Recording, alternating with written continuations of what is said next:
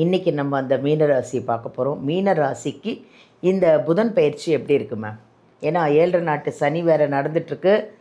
ரொம்ப கஷ்டப்பட்டுட்ருக்காங்க. ஏன்னா நிறைய நாங்கள் கமெண்ட்லலாம் பார்க்கும்போது மீனராசி தான் நிறைய பேர் கமெண்ட்டு, எனக்கு எப்படி இருக்கும் சொல்லுங்களேன், எனக்கு எப்படி இருக்கும் சொல்லுங்களேன், நிறைய கஷ்டப்பட்டுட்ருக்கேன் அப்படின்னு சொல்லிட்டு இருக்காங்க. அந்த கஷ்டம் தீரத்துக்கு இந்த புதன் பயிற்சி எப்படி இந்த இருக்கு? புதனால் அவங்களுக்கு கஷ்டம்னா ரெண்டு விஷயங்கள்ல தான் உண்டு. தாயா தாரமா. அதே மாதிரி தனக்குன்னு வரும்போது அது இடமா இருக்கட்டும், வீடாக இருக்கட்டும், சொத்தாக இருக்கட்டும், சுகமாக இருக்கட்டும், சூழ்நிலை சந்தர்ப்ப சூழ்நிலைகளையாக இருக்கட்டும், இவங்க தனக்காக எதையுமே சாதகமாக பயன்படுத்திக்க மாட்டாங்க. இதே ஆகஸ்ட் மாதம் அதை ஏதாவது முடிவு பண்ணிடுவாங்க, பாசிட்டிவாக முடிவு பண்ணிடுவாங்க. ஆனால் இது பிரச்சனைக்குரிய இடம் தான் இவங்களுக்கு மாட்டும். பிரச்சனை இல்லாத இடம் இருக்காது. வாழ்க்கைன்னா இப்படி தான், கஷ்டம் நஷ்டம் இருக்க தான் செய்யும் அப்படின்னு சொல்லி நினச்சி வாழ ஆரம்பிச்சிட்டாங்கன்னாவே சூப்பராக ஜெயிக்க ஆரம்பிச்சிடுவாங்க.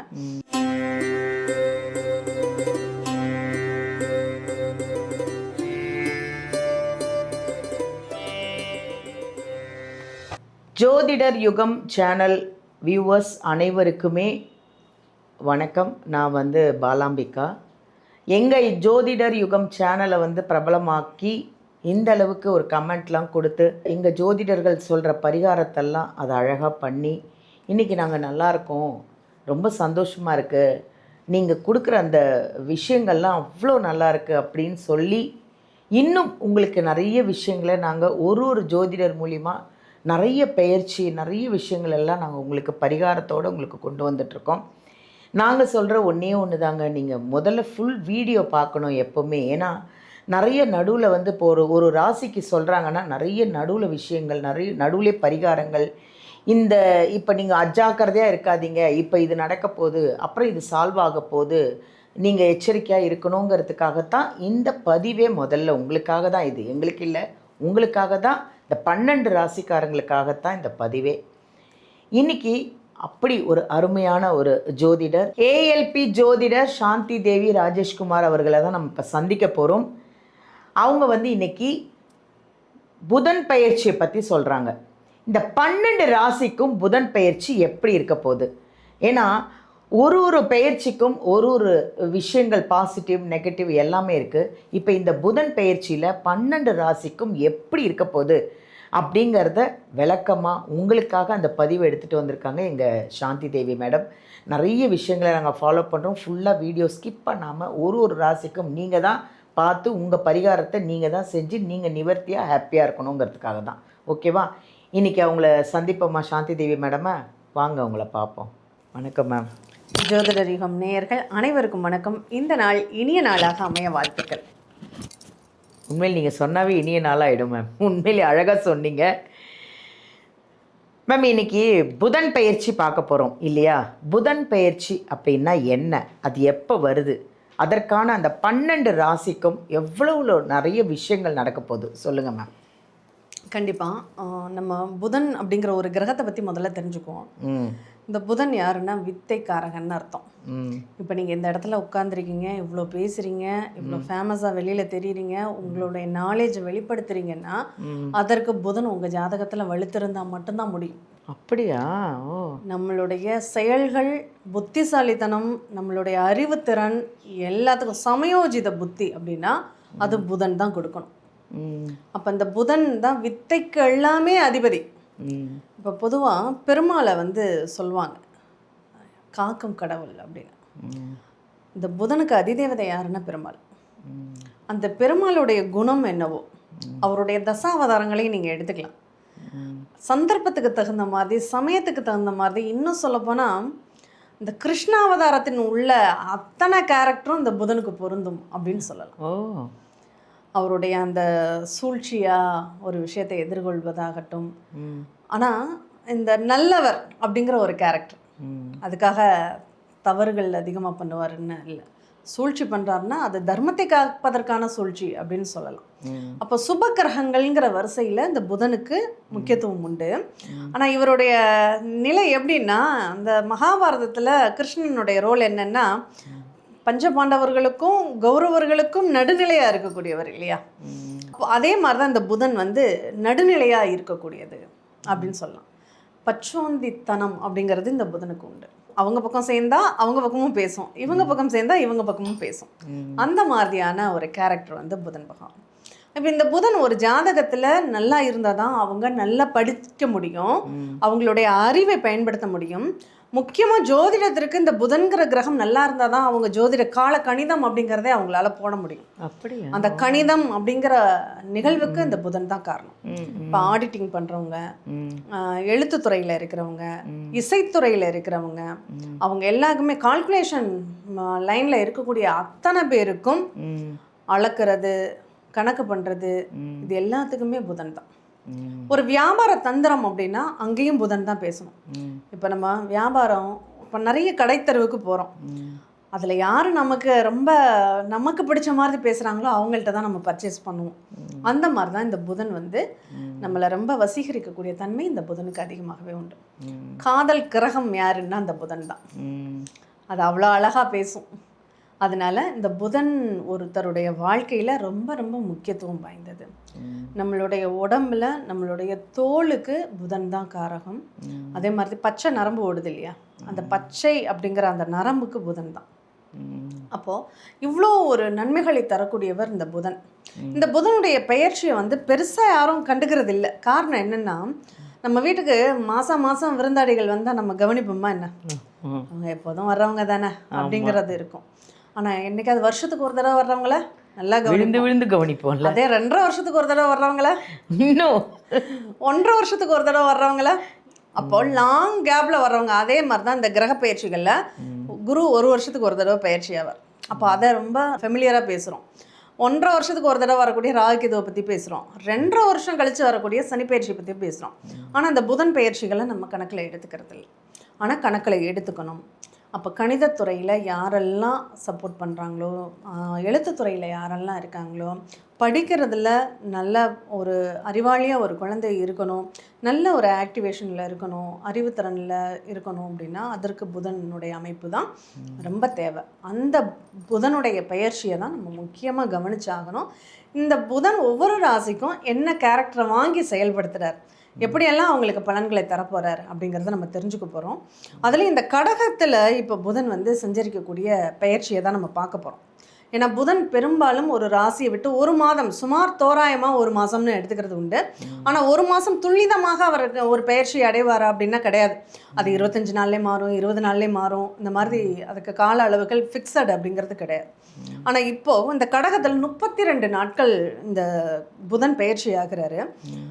இந்த 32 நாளில் மிதுன ராசிக்கு போயிட்டு திரும்ப கடகராசிக்கு வந்து வக்ரமாகி இந்த மாதிரி சில ரெட்ரோ கிரகமாக அவர் வேலை செய்ய போகிறார். இப்போ இது எப்படி இருக்குது? உலக அளவில் மக்களுடைய புத்தியில் தடுமாற்றம் அப்படிங்கிறது உண்டு. எந்த நாடுகளாக இருந்தாலும் சரி, இன்றைக்கி ஒரு முடிவு நாளைக்கு ஒரு முடிவு, இரட்டைத்தன்மை அப்படிங்கிறது இந்த புதனுக்கு உண்டு. அதனால் ஒரே சிந்தனையில் ஒரே முடிவில் இருக்கவே மாட்டாங்க. இந்த கடகத்தில் புதன் சஞ்சரிக்கக்கூடிய இந்த காலகட்டங்களில் நீங்கள் ஒரு அக்ரிமெண்ட் போட்டு தான் எந்த ஒரு செயலையுமே செய்யணும். ஒருத்தர் வார்த்தையை நம்பி நான் செஞ்சுட்டேன் அப்படிங்கிறது தான் சொல்லவே கூடாது. இது ஒரு எச்சரிக்கை பதிவு அப்படின்னு சொல்லலாம். ஏன்னா அந்த புதன் சரியில்லாமல், ஏன்னா அவரே தடுமாற்றத்தில் இருக்கும்போது நம்மளுடைய மனநிலையிலையும் அந்த அளவுக்கு தடுமாற்றத்தை கொடுப்பார் அப்படிங்கிறது பொதுவான பலன். ரொம்ப சூப்பராக அழகாக சொன்னீங்க. 12 ராசியில் நிறைவு ராசி மீனராசி. இன்றைக்கி நம்ம அந்த மீனராசியை பார்க்க போகிறோம். மீனராசிக்கு இந்த புதன் பயிற்சி எப்படி இருக்கு மேம்? ஏன்னா 7 நாட்டு சனி வேறு நடந்துட்டுருக்கு, ரொம்ப கஷ்டப்பட்டுட்ருக்காங்க. ஏன்னா நிறைய நாங்கள் கமெண்ட்லலாம் பார்க்கும்போது மீனராசி தான் நிறைய பேர் கமெண்ட்டு, எனக்கு எப்படி இருக்கும் சொல்லுங்களேன், எனக்கு எப்படி இருக்கும் சொல்லுங்களேன், நிறைய கஷ்டப்பட்டுட்ருக்கேன் அப்படின்னு சொல்லிட்டு இருக்காங்க. அந்த கஷ்டம் தீரத்துக்கு இந்த புதன் பயிற்சி எப்படி இருக்கு? இந்த புதனால் அவங்களுக்கு கஷ்டம்னா 2 விஷயங்கள்ல தான் உண்டு. தாயா தாரமா, இந்த 2 விஷயத்தினால தான் அவங்களுக்கு கஷ்டங்கிறதே இருக்கும். ஒன்று அம்மாவால் கஷ்டப்படுவாங்க, இல்லை வாழ்க்கை துணையால் கஷ்டப்படுவாங்க. மற்றவங்களாலலாம் இவங்களுக்கு கஷ்டங்கிறதே கிடையாதுங்க. வெளியில் வந்து அவ்வளோ நல்ல பேர் இவங்களுக்கு இருக்கும். ஊருக்கு நல்ல பிள்ளைன்னா அது மீனம் அப்படின்னு சொல்லலாம். இவங்க நிற்கிற இடம் ஜெயிக்கும். எங்கே போனாலும் அந்த மீனராசிக்காரங்க ஏதாவது ஒரு இடத்துல அவங்களுடைய திறமைகளை காமிச்சிடுவாங்க. அதை மற்றவங்களுக்கு சக்ஸஸ் ஆகிடும். அதனால ஜெயிக்கிற ராசின்னா அதில் மீனம். ஆனால் எங்கே தோக்கும் தெரியுமா? அம்மா கிட்டையும் வாழ்க்கை துணைக்கிட்டையும் தோற்று போயிடும். இவங்களுக்காக இவங்கள மெயின்டைன் பண்ணி இவங்கள மெயின்டைன் பண்ணியே வாழ்க்கை போராட்டமாக மாறி போயிடும். இவங்க இங்கே தான் தோற்று போயிடுவாங்களே தவிர மற்ற இடங்கள்ல ஜெயிச்சிடுவாங்க. அதே மாதிரி தனக்குன்னு வரும்போது அது இடமா இருக்கட்டும், வீடாக இருக்கட்டும், சொத்தாக இருக்கட்டும், சுகமாக இருக்கட்டும், சூழ்நிலை சந்தர்ப்ப சூழ்நிலைகளாக இருக்கட்டும், இவங்க தனக்காக எதையுமே சாதகமாக பயன்படுத்திக்க மாட்டாங்க. சரியான சந்தர்ப்பங்களில் இவங்க தனக்காகன்னு யோசிச்சிருந்தாங்கன்னா வாழ்க்கையில் ஜெயிச்சுடுவாங்க. ஆனால் யோசிக்க மாட்டாங்க. இங்கே இவங்க மனசு கஷ்டப்படுமோ, இங்கே இவங்க மனசு கஷ்டப்படுமோ. ஏன்னா இவங்களுடைய 5ஆம் இடம் சந்திரனுடைய வீடு. அதனால் மனசு சந்திரன் அப்படியே ஒரு என்னமோ எல்லாத்தையும் இவங்க தான் கட்டி காப்பாற்றுற மாதிரியே ரொம்ப ஃபீல் பண்ணுவாங்கன்னு வச்சுக்கோங்களேன். நான் இல்லைன்னா அந்த உலகமே இயங்காது, தன்னுடைய குடும்பமே இயங்காதுங்கிற மாதிரி இருக்கக்கூடியவங்க இந்த மீனம். அதை மட்டும் விட்டுட்டு இவங்க வாழ்க்கைன்னா இப்படி தான் கஷ்டம் நஷ்டம் இருக்க தான் செய்யும் அப்படின்னு சொல்லி நினச்சி வாழ ஆரம்பிச்சிட்டாங்கன்னாவே சூப்பராக ஜெயிக்க ஆரம்பிச்சிடுவாங்க. இவங்களுக்கு இந்த புதனுடைய கேரக்டர் 4 7 இயக்கக்கூடியது. அதனால தான் அம்மா மனைக்கு வாழ்க்கை துணை அப்படின்னு எடுத்தது. இப்போ இந்த ஜூலை மாதம் அப்படிங்கிறது இடம் வீடு சொத்து சம்மந்தமாக ஏதாவது ஒரு பேச்சுவார்த்தை நடக்கும். அதை விற்கிறதோ வாங்குறதோ அதை போய் பார்க்குறதோ ஏதோ ஒரு விஷயம் அப்படிங்கிறது நடக்கும். இதே ஆகஸ்ட் மாதம் அதை ஏதாவது முடிவு பண்ணிடுவாங்க, பாசிட்டிவாக முடிவு பண்ணிடுவாங்க. ஆனால் இது பிரச்சனைக்குரிய இடம் தான் இவங்களுக்கு மாட்டும். பிரச்சனை இல்லாத இடம் இருக்காது. அந்த இடத்துல ஏதோ ஒரு வில்லங்கம், ஏதோ ஒரு பிரச்சனை அப்படிங்கிறத கவனமா லீகல் செக் பண்ணிட்டு அது பிரச்சனை நமக்கு ஒன்றும் பெரிய இஷ்யூ இல்லை அப்படிங்கிற மாதிரி செக் பண்ணி வாங்கினாங்கன்னா சூப்பரா இருக்கும். அதுக்கான அமைப்பு இந்த நேரத்தில் அவங்களுக்கு நல்லாவே இருக்கு. ஏன்னா அந்த புதன் வக்ரம் அப்படிங்கிறதுனால தான் அந்த பிரச்சனை அப்படிங்கிறது கூட. இவங்க என்ன பண்ணணும், ஒரு டாக்குமெண்ட்டை வாங்கி அதில் எழுதி அதை ஒரு கோடு போட்டு அதை செல்லாத டாக்குமெண்ட்டாக மாற்றிட்டு அதுக்கப்புறம் டாக்குமெண்ட் போட்டாங்க அப்படின்னா நல்லாயிருக்கும். அது ஒரு பரிகாரம்.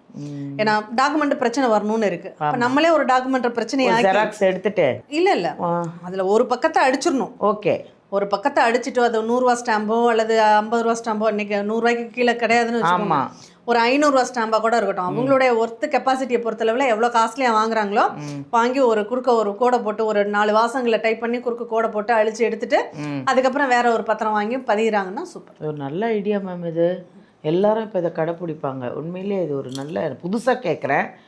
எவ்வளோ விஷயங்கள் இருக்கு பாருங்க. அதுதான் மீனராசிக்கு ஆரோக்கியம்லாம் எப்படி இருக்கு மேம்? நல்லா இருக்கு. நிறைய பேர் மனசு மட்டும்தான் பிரச்சனையே தவிர ஆரோக்கியத்துக்குலாம் ஒன்றும் பிரச்சனை இல்லை. கால் வலி அவங்களுக்கு இருந்துகிட்டே இருக்கும் இந்த நேரத்தில். ஏன்னா சனி பகவான் வந்து ராசியிலே இருக்கிறதுனால காலுக்கு அதிபதி சனி பகவான் தான். அதனால கால் வலி இருந்துகிட்டு தான் இருக்கும். அது வேற வழி இல்லை. அது அவங்க பார்த்து தான் டாக்டர்கிட்ட பார்த்துட்டு மெடிசன் எடுத்துக்கிட்டு அதெல்லாம் ஒன்றும் இல்லை. நல்லா இருக்குங்க. நீங்கள் பயந்துட்டே இருந்தீங்க இவ்வளோ நாளாக. இந்த புதன் பயிற்சி ரொம்ப நல்லா இருக்குது மீனராசிக்கு. ஏன்னா எனக்கு தெரிஞ்சவங்க நிறைய பேர் மீனராசி.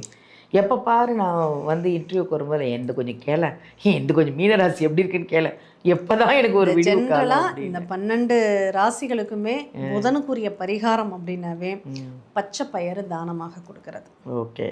அதே மாதிரி பெருமாள் வழிபாடில் பெருமாளுக்கு துளசி சாற்றி வழிபாடு பண்ணுறது, தாயாருக்கு குங்குமம் அர்ச்சனை செய்து வழிபாடு பண்ணுறது, அல்லது தாமரை இதழ்கள் வாங்கி சாற்றி வழிபாடு பண்ணுறது. இதை பண்ணினாலே போதும். ஜூலை மாதம் பெருமாளை கும்பிடுங்க, ஆகஸ்ட் மாதம் தாயாரை கும்பிடுங்க. சூப்பர், ரொம்ப நன்றி மேம். நல்லா அழகாக சொன்னீங்க மேம். இந்த ராசிக்கு சூப்பரான ஒரு பதிவு. அதாவது என்னென்னா மக்களுக்கு வந்து இப்போ என்ன பண்ணணும், நம்ம எந்த பரிகாரம் பண்ணணும், நம்ம வாழ்க்கை எப்படி, எப்போ கஷ்டத்துலேருந்து வெளியில் வருவோம், எப்போ கடன்லேருந்து வெளியில் வருவோன்னு நிறைய மக்கள் வந்து தவிச்சிட்ருக்காங்க. நம்ம ஜோதிடர் யுகம் சேனலை பார்த்து நிறைய பேர் வந்து நிறைய பரிகாரங்கள்லாம் பண்ணி உங்களுடைய இன்டர்வியூலாம் பார்த்து உங்களுடைய நீங்கள் சொல்கிறீங்கல்ல அந்த ஒரு பரிகாரத்தெல்லாம் பார்த்து அவ்வளோ சந்தோஷம் எல்லாருக்குமே. அந்த கமெண்ட்லாம் பார்க்கும்போது எனக்கு அவ்வளோ ஹாப்பியாக இருக்குது. இதான் நான் உங்ககிட்ட சொல்கிறது. எங்கள் வீடியோவை எங்கள் ஜோதிடர் யுகம் சேனலில் நீங்கள் எந்த வீடியோ பார்த்தாலும் ஃபுல்லாக பாருங்கள், ஸ்கிப் பண்ணாமல் பாருங்கள். உங்களுக்கு நிறைய பரிகாரங்கள், நீங்கள் எப்போ எச்சரிக்கையாக இருக்கணும், எந்த நாட்களில் நீங்கள் அஜாக்கிரதையாக இருக்கக்கூடாது அப்படிங்கிறதெல்லாம் நிறைய நம்ம ஜோதிடர்கள்லாம் சாந்தி தேவி மேடம்லாம் சூப்பராக சொல்லிகிட்டு இருக்காங்க. எல்லாத்தையும் நீங்கள் பதிவை ஃபுல்லாக பாருங்கள். உங்களுக்கு ஏதாவது டவுட் இருக்குது அப்படின்னா, ஒருவேளை உங்கள் ஜாதகம் பார்க்கணும் அப்படின்னா நீங்கள் சாந்தி தேவி மேடத்தை வீடியோவில் வந்து நம்பர் எடுத்து அவங்கள காண்டாக்ட் பண்ணுங்கள். எனக்கு தெரிஞ்சு நான் சொல்கிறது ஒன்று நேரில் போய் சந்தித்து பாருங்கள். நேரில் பார்த்தா தான் அவங்க என்ன சொல்கிறாங்க, என்ன பரிகாரம் சொல்கிறாங்க, உங்களுக்கான பதிவு என்ன, உங்களுக்கான விஷயங்கள் என்னன்னு உங்களுக்கு நல்லா புரியும். இல்லைங்க நான் ரொம்ப தூரத்தில் இருக்கேன் வர முடியல அப்படின்னா நீங்கள் ஆன்லைனில் காண்டாக்ட் பண்ணலாம். ஆன்லைன்லேயும் கன்சல்டன்ட் இருக்குது. நீங்கள் ஆன்லைன்லேயும் பார்த்து அவங்க சொல்கிற எல்லா விஷயங்களையும் நோட் பண்ணி பரிகாரம்லாம் பண்ணி சந்தோஷமாக நீங்கள் ஹாப்பியாக நிம்மதியாக கடன் இல்லாமல் எந்த பிரச்சனையும் இல்லாமல் இருக்கிறதுக்கு அவங்க நிறைய விஷயங்கள் பண்ணி கொடுப்பாங்க. ஓகேவா? அடுத்தது இன்னும் ஒரு விஷயம், ஒரு அருமையான சந்தோஷமான ஒரு விஷயம் என்னென்னா, அவங்க ஜாதகம் சொல்லி கொடுக்குறாங்க. ஜாதகம் நீங்கள் படிச்சுக்கணுன்னு ஆசைப்பட்டீங்கன்னா அவங்கக்கிட்ட கற்றுக்கலாம். ஒரே மாதம்தான், அதுவும் நேரில் வர வேண்டியதில்லை, ஆன்லைன்லேயே அவங்க 1 மந்த்லேயே உங்களுக்கு ஜாதகத்தை கற்றுக் கொடுத்துக்கலாம். அப்புறம் என்னங்க, நீங்கள் எந்த ஜோதிடரையும் பார்க்கணுன்னு அவசியம் இல்லை. உங்கள் ஜாதகத்தை நீங்கள் பார்த்துக்கலாம். உங்கள் ஃபேமிலி வரைக்கும் நீங்களே ஜாதகத்தை பார்த்து உங்களுக்கே நீங்கள் என்ன வேணாலும் தெரிஞ்சுக்கலாம். அதனால் நீங்கள் கற்றுக்கணுன்னு பிரியப்படுறவங்க எங்கள் சாந்தி தேவி மேடத்தை நீங்கள் காண்டாக்ட் பண்ணலாம். நன்றி, வணக்கம்.